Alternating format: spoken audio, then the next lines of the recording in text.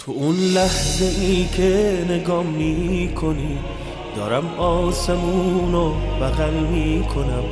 حالم خوبه وقتی صدا می کنی، حالم خوبه وقتی صدا می کنی، حالم خوبه وقتی صدا می کنی.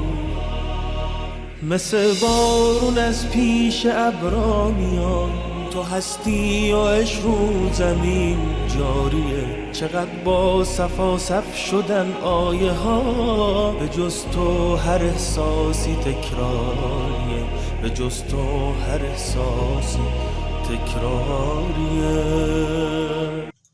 اعوذ باللہ من الشیطان الرجیم بسم اللہ الرحمن الرحیم بہ نستعین انہ خیر ناصر و معین وصلی اللہ علی سیدنا و نبینا ابی القاسم محمد وعلی آلہ الطیبین الطاہرین المعصومین لا سیما بقیت اللہ فی الارضین روحی و ارواح العالمین لتراب مقدمہ الفدا. اما بعد انما وہی ادات حصر مثل کلمت الا فاذا استعملت فی حصر الحکم فی موضوع معین دلت بالملازمت البینت علی انتفاعه عن غیر ذلك الموضوع وهذا واضح. پروردگار عالم آپ کو سلامت رکھے، آپ کی توفیقات اضافہ فرمائے. کچھ دن کے بعد دوبارہ خداوند متعال نے توفیق دی کہ اس اصول فقہ کی ابحاث کو آگے بڑھا سکیں اور ان دروس کو دوبارہ شروع کیا جائے. ہماری بحث جو تھی وہ مفہوم حصر کے بارے میں تھی، اور مفہوم حصر کے بارے میں ہم نے اللہ کے بارے میں گفتگو کی، اور اللہ کے بارے میں ہم نے بالکل پورا نتیجہ جو اخذ کیا وہ یہ کیا کہ جہاں بھی شک ہو کہ یہ اللہ وصفی ہے یا اللہ استثنائی ہے تو وہاں ہم کہیں کہ وہ اللہ استثنائی ہے. اور آج جس ادات کے بارے میں گفتگو کر رہے ہیں وہ کلمہ انما ہے.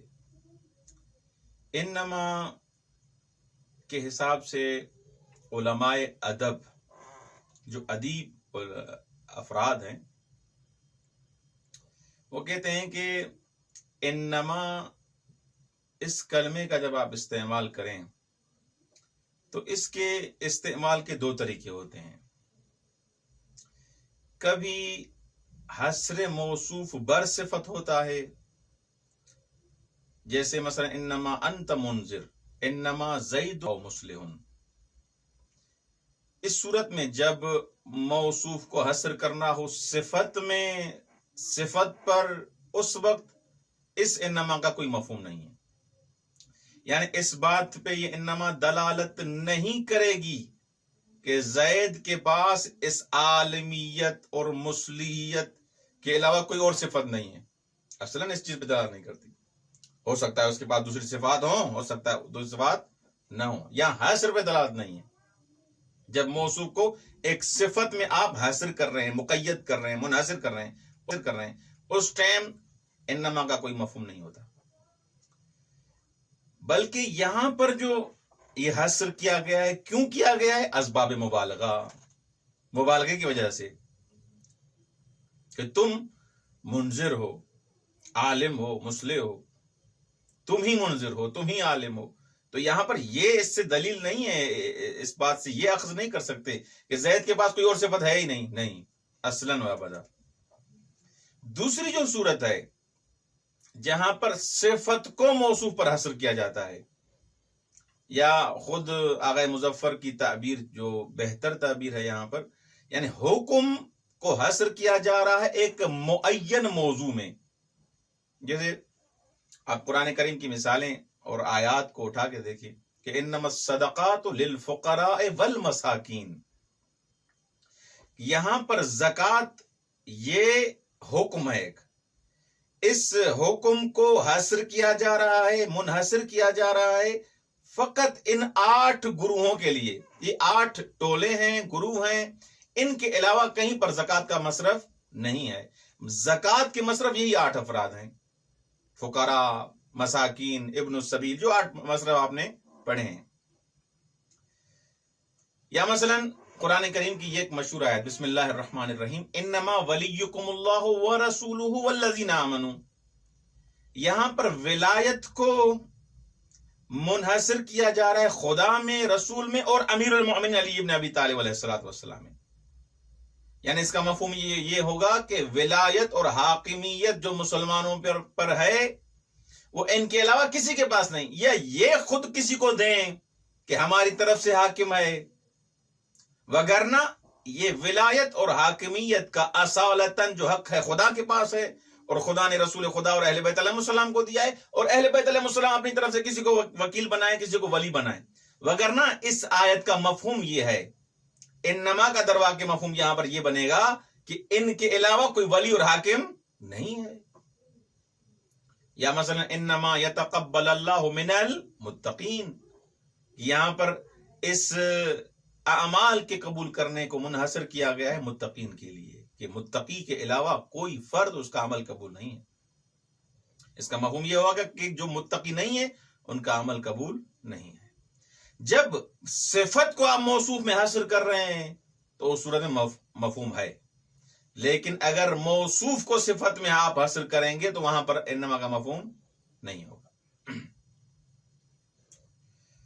یہ ایک پہلی بات جو انما کے بارے میں ہم نے بیان کی کہ 2 صورتیں بنائیں، ان 2 صورتوں میں ایک صورت میں انما کا مفہوم ہے.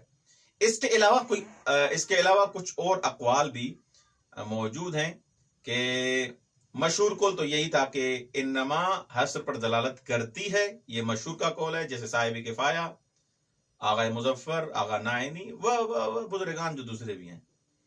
اس کے مقابلے میں آیا کوئی دوسرا قول بھی ہے؟ ہاں، دوسرے قول بھی موجود ہیں.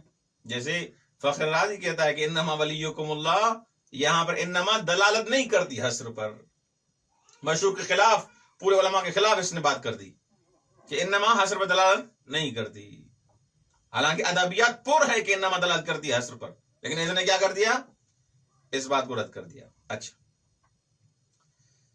شیخ انصاری مرحوم حائری یہ فرماتے ہیں کہ یہ ضابطہ کلی نہیں ہے، یہ کوئی کلی قانون نہیں ہے، بلکہ موارد کے مختلف ہونے سے یہ مفہوم کو اور عدم مفہوم کو دیکھا جائے گا. بہرحال یہ اقوال ہیں، ان میں ہم ڈیپلی نہیں جانا چاہتے کیونکہ ہمارا جو متن ہے وہ اصول مظفر ہے، کوئی درس خارج نہیں کہ اس کو ہم اتنا طولانی بیان کریں.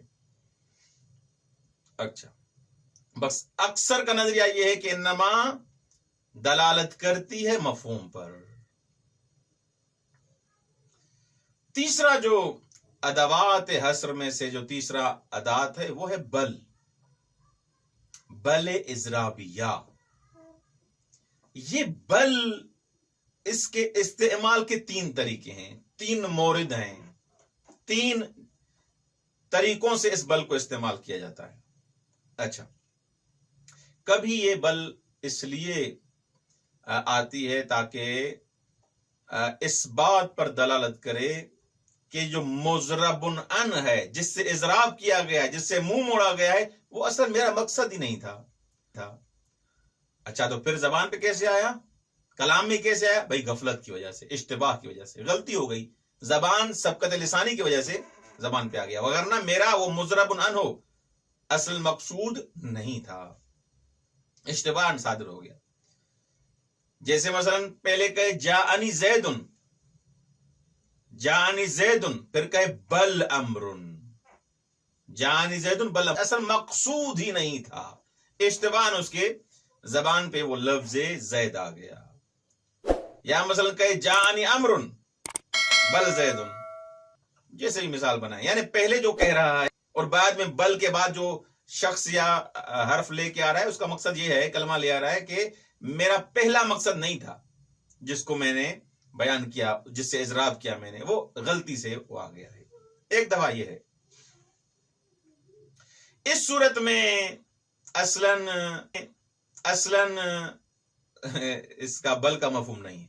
جہاں پر مضرب انو اصل مقصود ہی نہیں ہے، وہاں پر اصلاً بحث ہی نہیں، وہاں مفہوم نہیں ہے بل کا.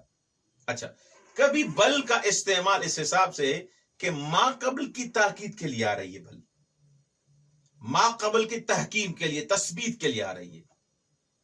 مثلا محمد نبی و رسول، محمد نبی بل رسول، اللہم صلی علی محمد، کہ رسول خدا صلی اللہ علیہ وسلم کیا ہیں؟ نبی ہیں بلکہ رسول ہیں. محمد نبی ہیں بلکہ رسول ہیں. تو یہاں پر جو بھی رسول ہے مسلم یہ ہے کہ وہ نبی بھی ہے. یا مثلا صدیقی عالم بل مجتہد، میرا جو دوست ہے وہ عالم ہے بلکہ مجتہد ہے. جو مجتہد ہے قطعاً وہ کیا عالم بھی ہے. حبیبی قمر بل شمس، میرا دوست کیا ہے؟ قمر ہے، چاند کا ٹکڑا ہے یا خود چاند ہے. بل شمس، شمس اس سے بالا، اس سے اضافہ اور ترقی، کہ اس کی زیبائی اور جمال پر یہ چیز دلالت کرتی ہے. یہاں پر بھی بل کا کوئی مفہوم نہیں ہے. درست. تیسرا جو بل کا استعمال ہے وہ یہ ہے کہ بل کو استعمال کیا جاتا ہے ابطال اور رد کے لیے. جو چیز یہاں تک میں نے ذکر کی اس کو رد کیا جا رہا ہے. ام یقولون بہ جنہ بل جاءہم بالحق، کہ مثلا جو چیز یہ بیان کر رہے ہیں پہلا والا جملہ ہے اس کو رد کیا جا رہا ہے. کہ مثلا رسول خدا صلی اللہ علیہ وسلم کے لیے مختلف تہمتیں لگاتے تھے، کبھی کہتے ہیں جادو ہے، یہ ہے، جن زدہ ہے. اس کو رد کیا جا رہا ہے کہ فقط رسول خدا حق لے کے آیا ہے. یہ کیسی تہمتیں لگا رہے ہیں آپ کہ ام یقولون بہ جنۃ، ان کو یہاں بل رد کر رہی ہے، باطل قرار دے رہی ہے. مفہوم کیا بنے گا؟ کہ اصلا غیر حق رسول خدا کے ساتھ نہیں ہے. اس کے تمام سخن، اس کی باتیں حق ہیں. اس کی وجود میں باطل اصلا آ ہی نہیں سکتا، جو معصوم ہے. بل جاءہم بالحق من عند اللہ. یہ دو لفظ پڑھیں، اس کے بعد پھر آگے چلتے ہیں. انما وہی ادات حصر مثل کلمت الا، جیسے کلمہ الا ادات حصر میں سے تھا، اسی طرح انما بھی کلمہ حصر ہے. فَإِذَا اسْتُعْمِلَتْ فِي حَصْرِ الْحُكْمِ فِي مَوْضُوعٍ مُعَيَّنٍ، یہ تقسیم بندی میں نے بیان کی خارج سے، کہ ایک دفعہ آپ حکم کو، صفت کو قصر کر رہے ہیں موصوف میں، ایک دفعہ موصوف کو قصر کر رہے ہیں، حصر کر رہے ہیں صفت میں، دونوں فرق ہے. یہاں قصر کر رہے ہیں، حصر کر رہے ہیں صفت میں، دونوں فرق ہے. یہاں پر کیا ہے؟ حکم کو موضوع معین میں حصر کر رہے ہیں. دلت بالملازمۃ البینۃ علی انتفاء عن غیر ذلک الموضوع، تو یہاں پر یہ چیز دلالت کرے گی، وہ بھی ملازمہ بین، اس بات پر کہ یہ حکم غیر ذالک کے لیے نہیں ہے. یہ مثلا زکوٰۃ والا حکم فقراء مساکین جو 8 مصرف ان کے لیے، یہ عمل کی قبولیت متقیوں کے لیے، یہ ولایت رسول خدا اور مولا علی اور اللہ ان کے لیے ہے. خوب، وہذا واضح. اچھا، بس انما کے لیے 2 چیزیں بیان کی گئی. یہاں پر جہاں پر حکم کو یا صفت کو حاصل کیا جائے موصوف میں، وہاں پر اس کا مفہوم ہے، لیکن جہاں پر موصوف کو حاصل کیا جائے صفت میں، وہاں پر اس کا مفہوم نہیں ہے. اس بات پہ توجہ کیجیے گا. آتے ہیں بل کی طرف. بل وہی، یہ تیسرا ہے بل، حرف میں سے، ادات حصر میں سے تیسرا بل ہے. پہلی اللہ کی قسمیں دی، اور اس کے بعد انما اور ابھی بل. وہی للاضراب وتستعمل فی وجوہ ثلاث، بل اضراب کے لیے اور اس کے استعمال کے 3 طریقے ہیں، 3 وجوہ میں ان کو استعمال کیا جاتا ہے. الاول للدلالت علی ان المضرب عنہ وقع عن غفلت او علی نحو الغلط. سب سے پہلا طریقہ یہ ہے کہ یہ بل دلالت کرتی ہے اس بات پر کہ مضرب عنہ واقع ہوا ہے غفلت کی وجہ سے، غلطی کی وجہ سے. ہو غفلت کی وجہ سے، یعنی متوجہ نہیں تھا. غلطی علی نحو الغلط، ہو جیسے بدل غلط آپ پڑھتے ہیں. ولا دلالت لها حينا على الحصر، اس صورت میں اس بل کا کوئی بھی مفہوم نہیں ہے، دلالت نہیں کرتی حصر پر. وهو واضح، یہ واضح بات ہے. الثانی للدلالت على تأکید المضرب عنہ وتقریرہ، دوسری صورت یہ ہے کہ بل دلالت کرتی ہے اس بات پر کہ مضرب عنہ کو تاکید کرے، اس کو اور محکم کرے، اس کو اور تثبیت کرے. جیسے زید عالم بل شاعر ولا دلالت لها ایضا حین الحصر، یہاں پر بھی اس کی کوئی حصر پہ دلالت نہیں ہے. مثلا کوئی کہ زید عالم بل مجتہد، اصلا کوئی اس کا مفہوم نہیں ہے. تیسری بات الثالث، تیسرا طریقہ یہ ہے للدلالت علی الردع وابطال ما ثبت اولا، دلالت کرتی ہے اس بات پر کہ جو چیز پہلے ثابت ہو چکی ہے اس کو رد کرے، اس کو باطل کرے. جیسے ام یقولون به جنۃ بل جاءہم بالحق، وہ کہتے ہیں کہ رسول خدا صلی اللہ علیہ وسلم علیہ باللہ جن زدہ ہے، بلکہ وہ جاءہم بالحق. فتدل علی الحصر، یہاں پر دلالت کرتی ہے یہ بالحصر پر، فیکون لها مفہوم، جب حصر پر دلالت کرتی ہے تو مفہوم اس کا ہے. وهذه الآیۃ الکریمہ تدل علی انتفاء مجیء بغیر الحق، یہ آیہ کریمہ دلالت کرتی ہے اس بات پر کہ رسول خدا کا غیر حق کے ساتھ آنا اصلا منتفی ہے. بس یہاں پر اس کا بل کا مفہوم ہے وگرنہ مفہوم نہیں ہے. اچھا، اب آتے ہیں ایک اور مطلب کی طرف. یہاں تک آپ نے پڑھے ادات، مادے سے آپ سمجھ رہے تھے یہ حرف دلالت کرتا ہے حصر پر، یہ حرف دلالت کرتا ہے، انما دلالت کرتا ہے، بل، خوب، الا، آیا ان کا مفہوم حصر ہے یا نہیں. اب آتے ہیں حیات پر. آیا حیات جو حالت ہے، بناوٹ ہے جملے کی، آیا وہ حصر پر دلالت کرتی ہے یا نہیں؟ خوب، ان کا اگر دلالت کرتی ہے، آیا ان کا مفہوم ہے یا مفہوم نہیں ہے؟ اس کے بارے میں گفتگو کرتے ہیں.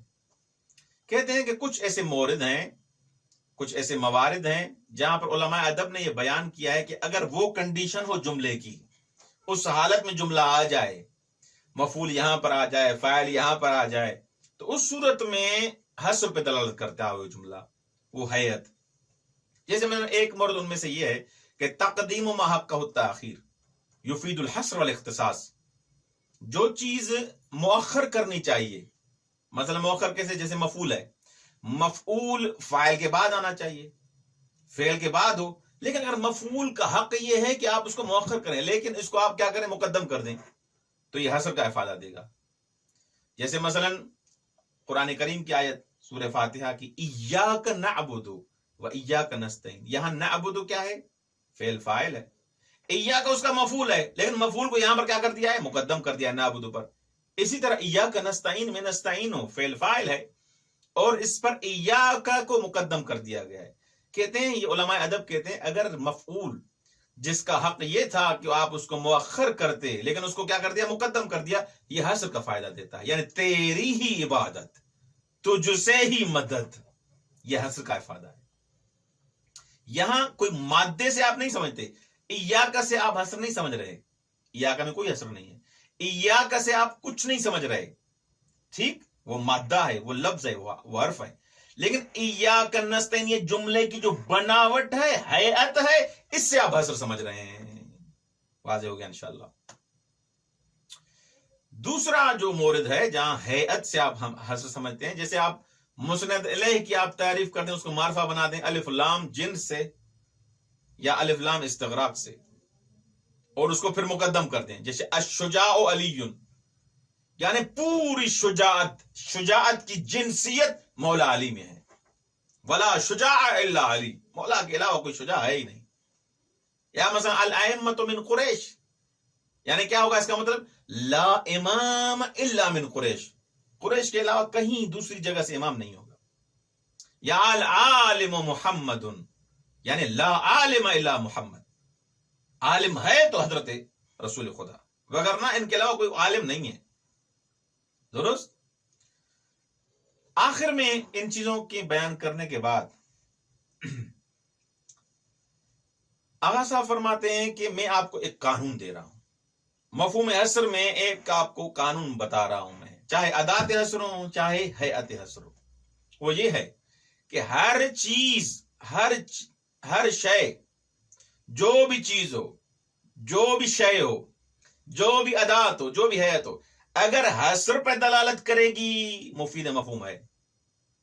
مفید اگر حصر ہے تو مفید مفہوم بھی ہے. اگر یعنی حصر پہ دلالت کرے گی تو اس کا مفہوم ہے، چاہے وہ وضع کے ذریعے ہو، چاہے وہ مقدمات حیات کے ذریعے ہو، کسی طریقے سے بھی اگر کوئی چیز حصر پر دلالت کرے گی تو اس کا مطلب یہ ہے کہ اس کا مفہوم ہے. یہ چیز واضح ہوگی انشاءاللہ. وَهُنَاكَ هَيْئَاتٌ غَيْرُ الْأَدَوَاتِ تَدُلُّ عَلَى الْحَصْرِ. ادوات سے ہٹ کر ابھی تک حروف آپ کو بیان کر رہے تھے کہ یہ حرف حصر پہ دلالت کرتا ہے، یہ حرف حصر پہ دلالت نہیں کرتا. اب ہیئت بتا رہے ہیں آپ کو. کچھ ہیئتیں ہیں جو دلالت کرتی ہیں ادوات کے علاوہ کس پر؟ حصر پر. یعنی ادوات جو تھے وہ بھی حصر پہ دلالت کرتے ہیں، جیسے بیان کی انما، الا، بل. ان ادوات کے علاوہ کچھ ہیئتیں ہیں جو حصر پہ دلالت کرتی ہیں، مثل تقدم المفعول نحو ایاک نعبد و ایاک نستعین. یہاں پر ایاک مفعول ہے، اس نعبد پر مقدم ہے، حصر کا فائدہ. ایاک نستعین، یہاں ایاک مفعول ہے، نستعین پر مقدم ہے. ومثل تعریف المسند الیہ بلام الجنس مع تقدیمہ. ہم کیا کرنا؟ مسند الیہ کو کی تعریف کرنا، معرفہ بنانا اس کو لام جنس کے ساتھ، مع تقدیم، اس کو آپ کیا کر دیں؟ مقدم بھی کر دیں. جیسے العالم محمد وان القول ما قالت حزام ونحو ذلك مما هو مفصل في علم البلاغہ. اس جیسی کئی مثالیں جو علم بلاغت میں موجود ہیں جو حصر پر دلالت کرتی ہیں خوب ہیئت کے حساب سے. فإن هذه الهيئات ظاهرة في الحصر. یہ حیات، یہ کنڈیشن جو اس حالت میں، یہ کیا ظاہر ہے کس میں؟ حصر میں. فإذا استفيد منها الحصر فلا ينبغي الشك في ظهورها في المفهوم. جب ان سے، ان حیاتوں سے آپ حصر کا فائدہ لے لیں، آپ سمجھیں کہ یہ حصر پر دلالت کر رہی ہیں، فلا ينبغي الشك في ظهور المفهوم. کوئی شک نہیں کہ یہ ظاہر ہے کس میں؟ مفہوم. یعنی ان کا مفہوم ہے. لأنه لازم للحصر لزوما بينا. کیونکہ اگر یہ حصر پہ دلالت کریں گی تو اس کا لازمہ یہ ہے کہ ان کا مفہوم بھی ہے. وتفصیل الکلام فیہا لا یسعہ ھذا المختصر. اس کے بارے میں اگر طولانی مفصل گفتگو کریں گے تو یہ مختصر، یہ آغاز جس کو مختصر کہہ رہے ہیں اصول مظفر، اس میں گنجائش نہیں کہ ان کے بارے میں گفتگو کی جائے. وعلی کل حال، فإن علی کل حال سے یعنی آغا صاحب ایک قاعدہ کلی آپ کو بیان بتا رہے ہیں. ہر حال میں میری بات ایک سن لیں، مفصل گفتگو نہیں کر رہے، ایک کلی بات آپ کو ہم بیان بتا رہے ہیں. قانون کلی.